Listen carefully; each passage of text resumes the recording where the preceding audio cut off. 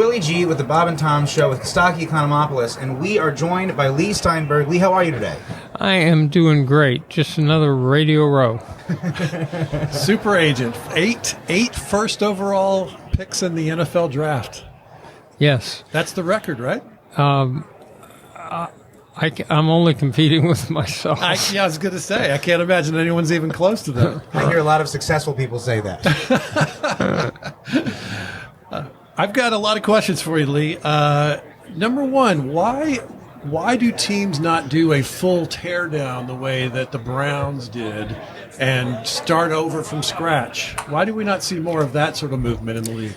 The system is designed to create parity, right? Right. And so you would assume that you'd have a team that would be at the top for 3 or 4 years, near the Super Bowl, playoffs, and then go down and rebuild and all the rest of it. But the key to winning in football is the quality of the ownership, the organization, the front office, the evaluation of talent, both draft picks, free agents, and then having a coherent, schematic way of looking at how to build a football team.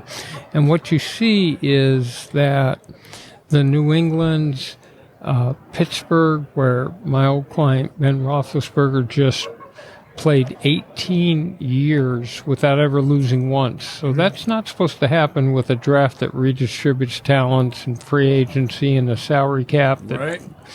But it does, because the key is the quality. If they were going to have a draft, they ought to draft owners, general managers, and head coaches. Sure. Right.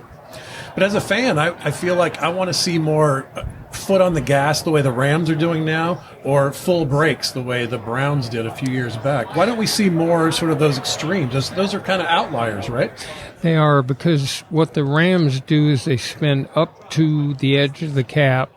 They have a situation where they made the judgment they'd rather have talented veterans and eschew draft picks. Right. So it's a totally different approach than most teams that try to build through the draft and a couple free agents. Now, you must be happy to see the Rams back in this part of the world. You were part of the group that fought to keep them here in the first place, right? So I grew up with my father taking me to the LA Coliseum. Wow. To watch the Rams. We were in the $1 seats. You needed a electronic telescope to be able to identify any of the players.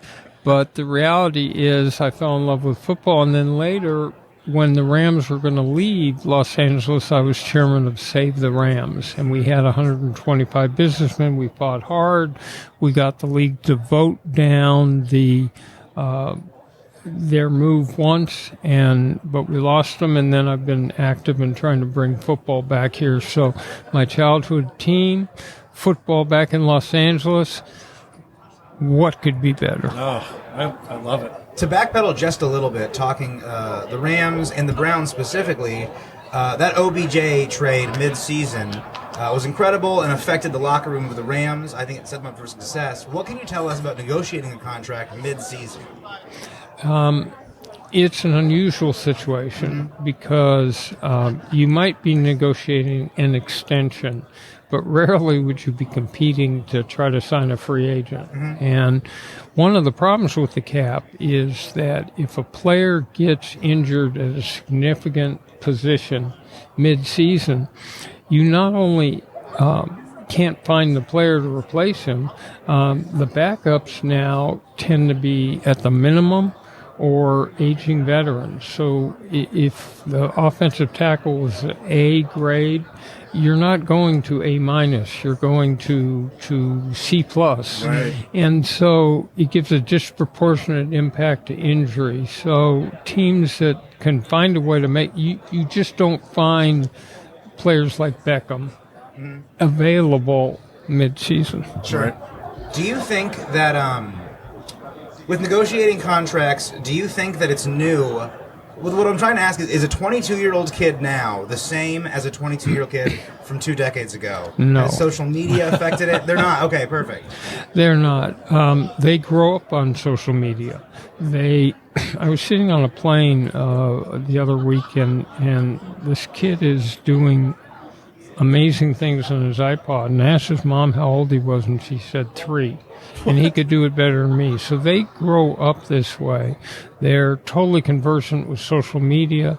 The judgment point for them is how many followers they have on Twitter and Instagram, and that's the currency today in terms of marketing, endorsements, everything else. Right. So, and then if you grow up with big screen television, fast cutting, and the rest of it, the attention span tends to be mildly attenuated. So you better get it out quick.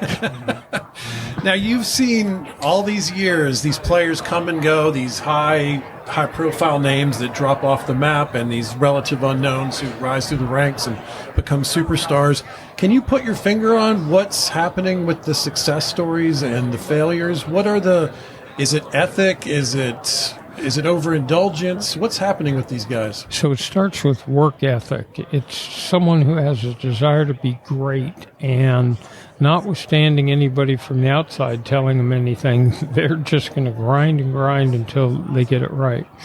The second thing is, if you think about it, 30% of the games are blowouts, but most of them now, that one weekend where 4 playoff games came down to the last play. Right. So the essential quality is, what does the player do in adversity?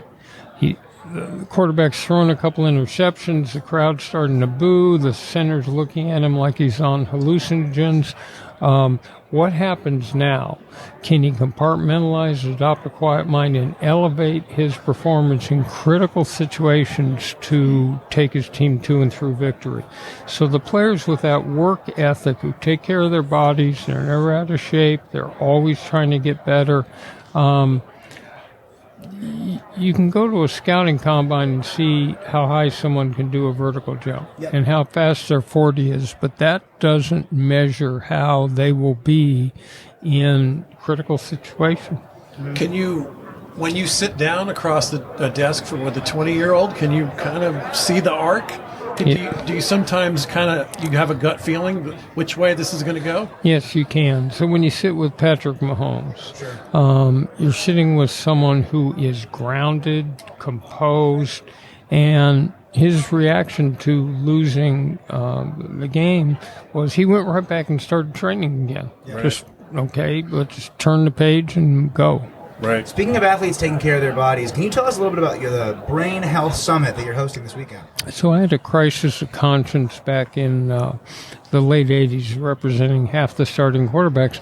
They keep getting hit in the head, and we'd go to doctors for concussions, and they didn't know how many was the final number. What was the long-term lookout? So I've held 17 concussion conferences where we look into causation. So it's like eventually football will be played with no hitting during training camp or during the regular season. They'll just model the plays and go out and save all that. And then it's hyperbaric oxygen, it's biofeedback, it's ways to cure an already concussed brain. So we're trying to be on the forefront and cutting edge of helping to, you can't completely take concussion out of football, but you can make the game safer. Wow.